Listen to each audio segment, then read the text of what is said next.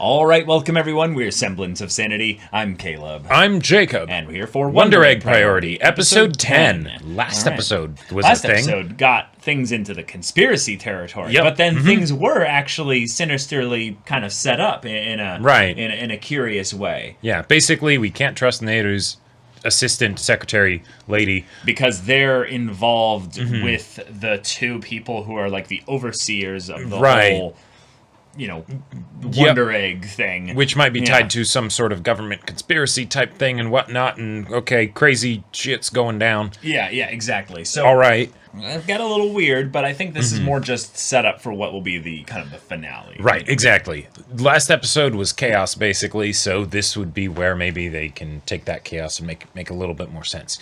Yeah. And at the very least, give some kind of focus on the characters as they react to the chaos, basically. Yep. Yeah. But y'all, without further ado, let's get into this.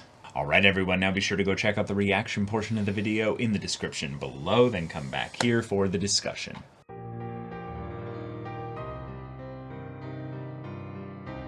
Okay. All right. That's okay. Yeah, this feels like they basically are like, hey, remember how this was like kind of very much, you got the vibe that this was Madoka Magica? Well, now we're finally going to do the weird rug pulled out from under you that kind of follows 10. up maybe from episode 9 stuff a little bit with the idea of Thanatos, but this is taking it in a direction. Yeah, like, holy shit. I feel like this is the kind of thing where basically they maybe realized, and maybe that's what the recap episode was for, is they were kind of like production schedules got crazy, and they're like, okay, how do we land this ship, right? Because we've introduced all these mysteries, all these big themes and things like that. How are we actually going to make it make sense? Right. And then they were like, well, we don't necessarily have like a direct threat. like a direct way to do it, right? We don't have necessarily a set of smooth tracks that we can follow to tie everything up with a nice bow. So it's let's go for something a bit different. Which is weird because I don't think they needed that, because they could just wait to maybe is this a show that was like always meant to have only one season potentially? I think so. Yeah. Because that's the vibe I believe it was anime original. I'm pretty sure. It's 100% anime original. Yeah. So then if that's the case, then it's probably something where they need to have it be the one core because it's expensive to make and things like that. This is what they had for the budget or whatever. And hey, if you're going to do if you don't necessarily know how to do it in a way that will make sense, then kind of own the fact that it won't make sense. Like, and I feel like they've started to do that. Yeah, but let's backtrack before we make any judgments on that. Because my thing is that I actually feel like this starts to make things make more sense, actually. Okay. The stuff that happened in the previous episode felt like I was talking to someone who's a conspiracy theorist. Sure. This one, however, made me realize that, there's a couple things that I can quickly come to bear with here. The two guys. The two guys. Yeah. They were like Araka or something. And Ura or something like that. Yeah. Doesn't really matter. But the point is that they have a goal by which they are wanting to use the girls. Right. Okay, cool. And I think so there is something confirmed with that. And hold on. Okay. And the other thing is that there is an additional party that they are wanting to use them to fight against. Cool. Awesome. Okay. Yep. I now understand. That simplified things. Yeah. I understand the type of conflict that we've got going here. They're not necessarily good, but they're also not necessarily evil. Yeah, they're trying to achieve a noble objective, but the means are probably bad. Well, no. We don't know anything about their objective being noble. Well, all we know is that they have an objective and they are going to use the girls for it, but it is completely up in the air as to who it really benefits. Sure. Does it benefit the girls? Right. The idea of exploring the suicidal tendencies of humanity does seem like the kind of thing that could be very helpful theoretically, if there was a way to use that to try and better treat mental health situations or something. I don't know. Yeah. And what I get the feeling is the mechanical way that they're doing it is that they're using the dream technology that was established in the previous episode as we send them into dream states, and we can engage with them in those dream states because we've forsaken our bodies or whatever, right? We've become digital. Yeah, exactly, right? And that's fairly easy to track with. Sci-fi. For me. Like, Yeah, okay, Whatever. that kind of makes sense, right? Sure. And then what I'm guessing they're doing is they're basically saying we were able to basically harvest some element of people that did kill themselves. Yes. To basically like keep the brain going or something like that. And so then they have that in a dream state, and then they basically have the two dream states meet, and then they can interact, and then they can analyze what happened. Right? Yep. And that means that there is a definite possibility that all three of these girls theoretically could have already died, right? Like, they could and it's just and that would explain why all three, meaning all four. Like, all four. Right. Yeah. And that could explain why the boy that Momoe met said, maybe next time I'll save you. Because it's like, wait, that implies that their situation in this universe is the same, kind of, on some level, maybe. Right. So, but now that could have been just a romantic thing to be like, exactly. Hey, maybe next time, Yep. I'll do the protecting, and it's like, oh, right, yeah. not all girls necessarily want to be protected. Yeah, exactly. Yeah. Right. I loved the focus with Momoe. Momoe needed the focus, I would say, the most. Other than maybe just going back to Oto eventually, which we also did this episode as well. We did, yep. Mm-hmm. So Oto getting the focus in that she's almost at that point where she's comfortable with the fact that she is, she likes Sensei. Uh-huh. And she really, really wants to be confident enough to be able to tell him. But the thing we're scared about from a meta level is that there are vibes we're picking up that are very, very, very, like, repeated and on the nose, that he might have some sides of him that are not the most wholesome. Let's just say we had a bunch of theories as for what the whole deal is with the sensei and everything. And one of them that was thrown out was that he doesn't actually like Oto's mom, but that's a way to get close to Oto. Well, Rika literally said that as a potential thing as well in the show. And now not only that, but we have something where it might be even the, oh, no, but until I can get you, I'm using her as a sort of replacement.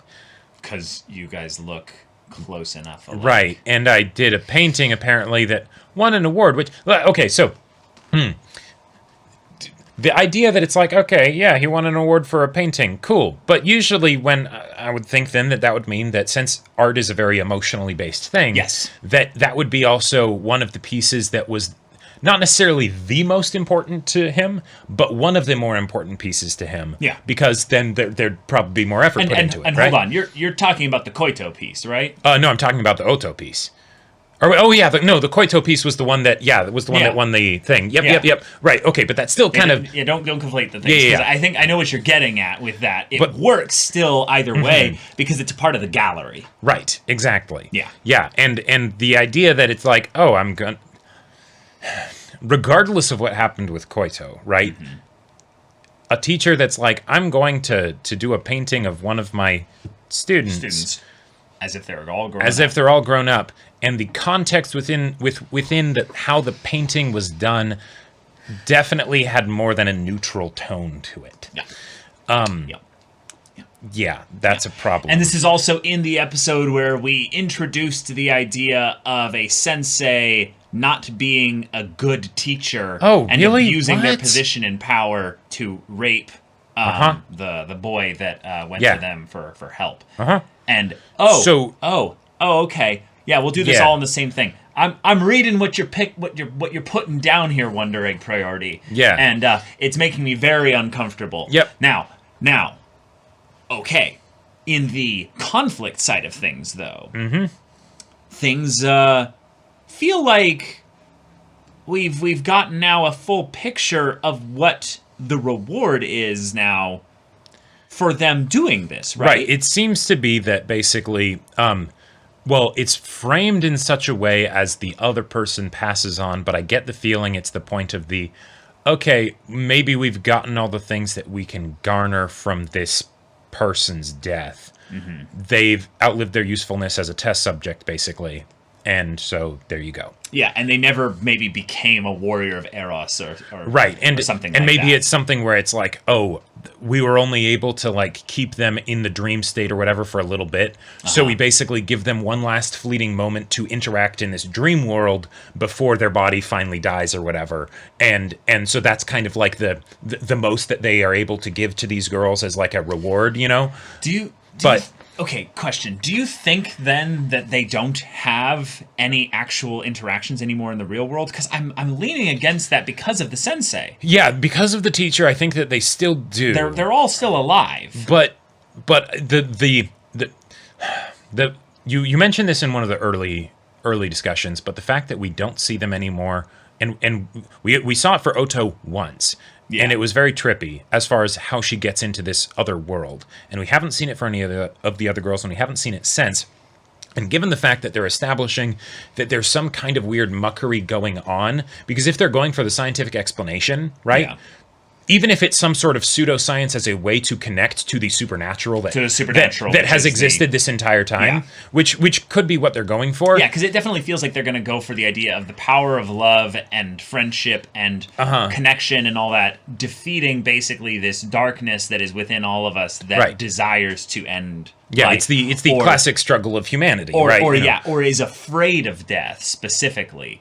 Because that was the whole thing that was brought up kind of with the conspiracy thing in the previous episode. Okay. And that it's part of the journey for these girls to overcome their actual, fear of death. But in this case, when Momoe stared death in the face and it stared back, it stared back and shoved, nasty shit down there. That was just gross. That felt just really unnecessary. Like, yeah, I feel like on some level the weird connection with this is that if the things eat the haters and the see no evils and stuff like that, well, they eat both. But the point is that then they have to then eat the thing that would that so that maybe there's some. I'm just looking for the cycle of nature, like thematic connection, or no. I'm literally looking for this as if this is a bastardization of nature, and things need to eat things in order to survive. I need to close the loop here. Gotcha. I haven't found it yet. And this is the closest thing to it. And then maybe that can represent the kind of nihilism that would bring someone to desire death, and that's what the whole being was. Because one of the things that I was kind of confused by is this entity showing up. I get the idea of there being like a general final boss. Well, of there being a final boss and or a general thought or idea of that Thanatos force that basically can take hold in someone's mind that then causes them to want to die. Okay, cool. Sure. But the idea that it would have a manifest form, that makes me think that it is very much they're going for the supernatural thing, which then how does that tie into the scientific sort of connective tissue? It's easy. I feel like it's very easy to do that. This is a dream state, meaning that the visuals that they have here are irrelevant. They point at the greater themes, but the actual form that it takes is just meaning that she's experiencing that emotion. And yet she's afraid right now. Right, totally. And yet they keep doing things in this show to show that there is actual real things happening in that world. When she vomits, there are the pieces of her pet, that come up, right? Yeah, that's why I think then that there's a possibility that they are not shifting into the real world. This whole thing is the dream state. Right, and then if that's the case, then what's the deal with the sensei? And it's more of a thing for her growth specifically. And it's just a really obtuse way to do it. But I think that the part that we still haven't figured out is why do they need these girls specifically? They're the test subjects. They're the test subjects. Is the main thing I would guess, right? Right. But why are they like the logic of storytelling breaks down in this regard? But if you not just this story, but like storytelling in general, it's like, why are we following these characters? That's the thing that you can ask. Why does the main character not die? It's like, well, the reason they're telling their stories because they somehow survive. Exactly. Yeah. And I would say that the reason why Oto is the main character is that her story might actually involve the reconciling of reality, and her reality is one that she's been ignoring because of the whole situation with Koito. So she needs to stare her fear, the sensei, this object that she has a twisted love for, but it's actually this thing that will be her dark, her her Thanatos, essentially, that she needs to slay and defeat. Basically. Right. This feels like there's a sort of a jokey thing that's like, oh, the thing that you never want to do in stories is say, and the whole thing was a dream. But I feel like this is the story where it actually does work really well. Like that maybe she kind of needs to. Or it kind of needs to, yeah. Because like maybe it's something where there's the dream states and all that stuff, and that's how they're connecting with all these people. But maybe Oto got hit by that car that one night. Yes, I really think that's what happened. Yeah. Right. And then it's something where she didn't die, and she might actually be able to pull through, but it's a thing of, and that's why she's the main character and also the prime sort of like test subject, because then it's okay, we're going to take these people that are in much worse states, we're going to have her meet them in this dream place, see if she can resolve things within herself to defeat Thanatos basically within herself, and then maybe that'll help her pull through, and then, there we go, and that's kind of why she's the main character. Yeah, so the freaky part about this is, here's another meta little analysis here. There are 13 episodes in this, and then the 13th episode is some kind of special, basically. But that means there are 3 more episodes left, and there are 3 more girls left. That's true. So, my guess is that Rika and Neru will both experience in the next 2 episodes, respectively. The Momoe equivalent, kind of? The Momoe equivalent of what happened in this episode. Okay, all right. And I think Oto will need to save them. I think that if Oto doesn't save them, it's going to be a thing of where she loses all of them, and that is a part of her basically overcoming the fear of death, is basically in those final moments, everything falls away, you're alone. Even if it's a natural death, you have to basically accept the finality of it.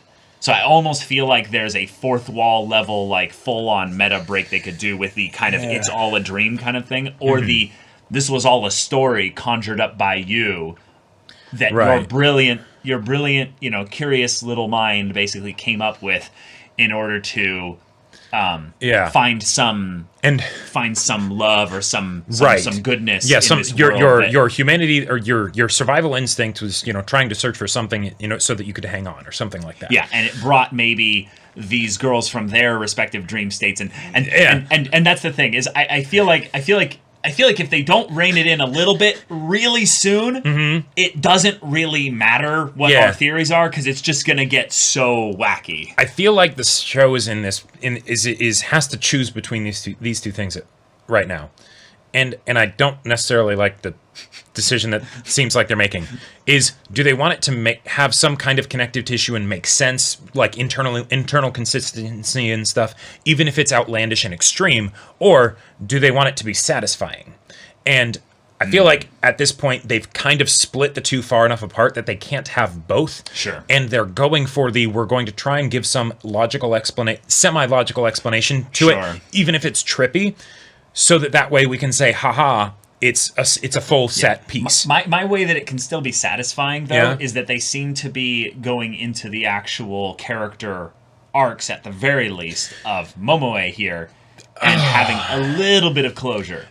It's not that much focus. But I feel like yes, they are totally giving it the focus. But as far as me being satisfied with this feels like when you're getting to the end of a story that's like I had this kind of feelings with Hunger Games, where it's like, we can't actually resolve these character arcs, so we're just gonna kill them off. But in this case, it's mind break that might still end up with her being killed off if she kills herself or something like that, right? And I would say the way they could actually do both still is if they accelerate the pacing. Oh. Yeah. Okay. Then they stop trying to explain it as much. Yes, and that was... But by accelerating the pacing, they basically get to have maybe all the character stuff of Rika and Neru in the next episode. And then the episode after that, they bring everything back together, and they're all broken, and they need to rebuild their little pieces. They need to basically hover around their little fire, their little bit of their soul, and just try and I like the idea of that. I have no idea it. how they would do it, but that does bring up something that I wanted to make sure that I gave a shout out to in this episode, because for all the chaos that we had here, there was something that I actually really liked how they decided to handle it. Oh, which is that? And it was done in kind of a jokey way, but the part when they actually start to explain things, and I'm sure you have questions, and then it's, oh, girl talk. That felt like such a fun wink to the audience of, hey, we know we can't explain this. This is the general vibe that we're going for. We're not going to bog down the remainder of this series with a bunch of kind of half-assed, not fully thought out exposition. Sure. So we're going to say it's something sort of along these lines and this vibe. And because the characters don't care about it, you don't need to know about it, because this whole journey has been more about the actual characters and how they grow rather than the actual mechanical explanations of how they go into this world with these monsters, right? So I think that's a very good point to bring up. Yeah, it's basically we're going to make a sandwich out of this shit, basically. Right. Yeah. We're going to not make you eat the shit. Mm-hmm. We're going to make an actual sandwich here, and while that is the kind of thing that I would not have liked maybe 5 episodes ago, because we had higher hopes, show, with the fact that it's that the creators have kind of said, we don't really know what we're doing, right? Let's do this. Then it's the okay, salvage operation, right? Let's try and get as much good stuff as we can out of this series before it ends.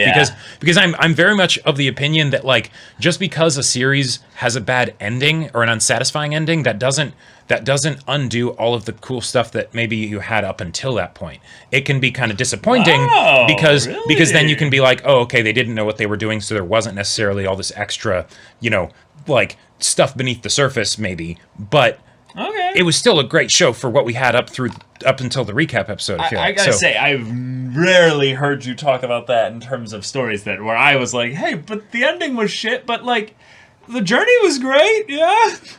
Yeah, no, well, oh, really? Yeah. Oh, okay. I'm the Lost apologist, remember?